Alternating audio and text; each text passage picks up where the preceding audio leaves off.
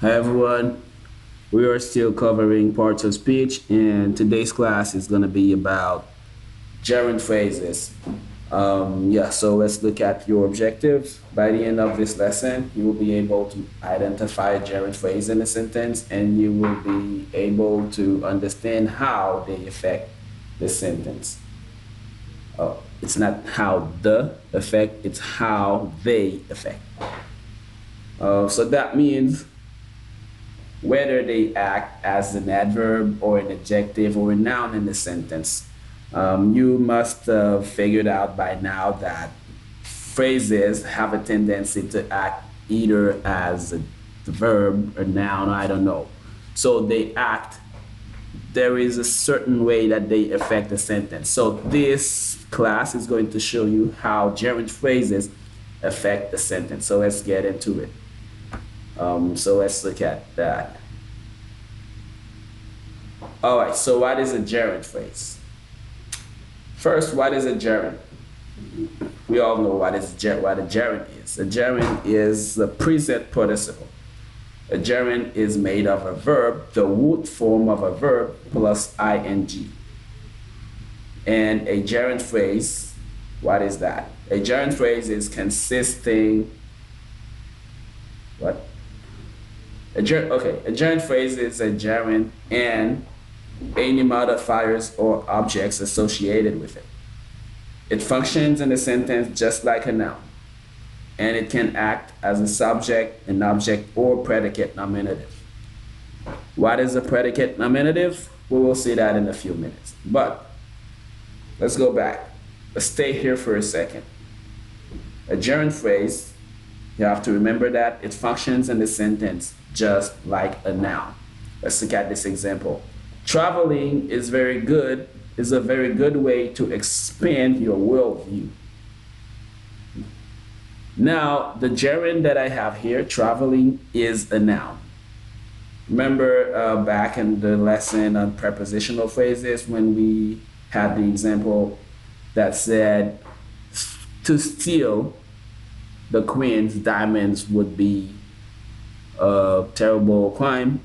Now this is kind of the same thing. Instead of saying to travel is a good way to expand your worldview, we just turn it into a noun. We make it into a gerund and it becomes traveling. So let's look at the second sentence. My passion is race car driving. We also could have said my passion is to drive race car. And the third one says, my doctor suggests working out to improve my health. Or it could have been, my surgeon suggests to work out to improve my health. Now, in all of these examples, the gerunds are nouns. But in the first one, it acted as the subject of the sentence. In the second one, it was what we call the predicate nominative. So let's go back and see what that is. A predicate, before we go back, a predicate nominative is because it completes what we call a linking verb, which is most of the time you will have the verb to be as the linking verb. And we identify the subject, or it describes the subject. So let's look at that. When you have a linking verb and then you have the gerund after it, the gerund is we identifying the subject. So let's go back and see what the second sentence was. My passion. So let's look at the first two sentences. Traveling is a good way to expand your worldview. Now, what is the subject of this sentence? Traveling is the subject. If you ask the question, what is a good way to expand your worldview? So traveling, this is what is affecting the verb. Now, the second sentence, the verb to be, the verb is, becomes what we call a linking verb. It links race car driving with my passion. In the second sentence, my passion is the subject. So my passion is race car driving. So race car driving here is still a noun, but it acts like what we call a predicate nominative because it uses the linking verb is, which is the verb to be here, to redefine the subject, to re-identify the subject, which is my passion. And yeah, the third sentence, the gerund working out is the direct object. So the doctor suggests what? Working out.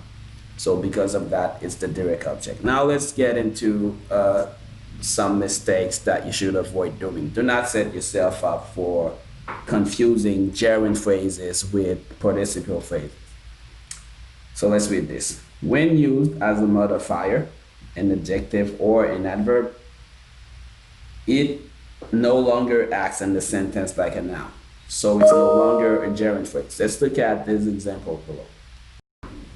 Humming while eating is something that Katie likes to do. So this is in the first sentence, it's a noun. To hum while she is eating is something that Katie likes to do. This is the thing that Katie likes to do. But in the second sentence, look at that. There is not even a verb. You don't. You have verbs, but the verb to be is not in the second sentence. That means humming while eating in the second sentence is not the subject. So in the second sentence, it really acts like an adjective or an adverb. So let's read it and see how it affects the sentence. Humming while eating, Katie moved from her table to ours. So in the second sentence, it acts like an adverb. So Katie came over to our table. She left her table and she came over to ours. And doing so, she was humming and she was also eating. So she was humming while eating when she moved from her table to ours. So in the second sentence, it's not a gerund phrase. It's really what we call a participial phrase. Because here it acts like an adverb and not like a noun. All right. So a gerund phrase is as object. So we have an example where they can act like the direct object. For example, Katie enjoys humming while eating. So this is what Katie, so what, if you ask the question, what does Katie enjoy? She enjoys humming while eating. We could try to confirm humming while eating is a direct object of the verb by replacing it with a simpler object noun. For example, Katie enjoys TV shows. Katie enjoys popsicles. She enjoys, I don't know, high heels. But here, because you could replace it with a simple object noun, this is showing that it's really a direct object.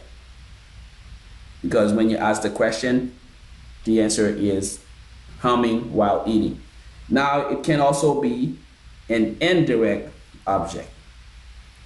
If you look at the sentence, Katie attributes her easygoing attitude to humming while eating.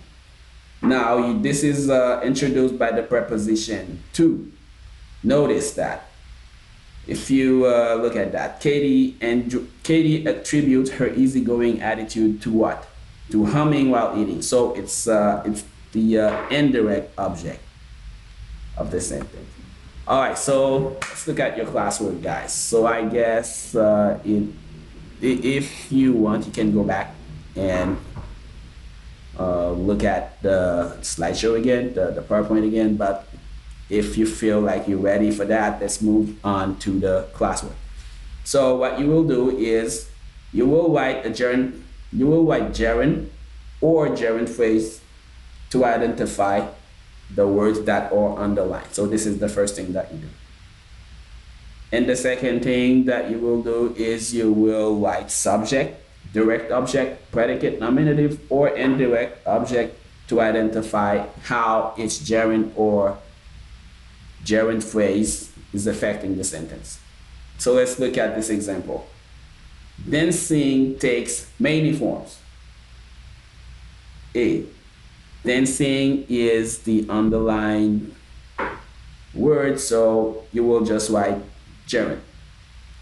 And you will say it's a subject. B.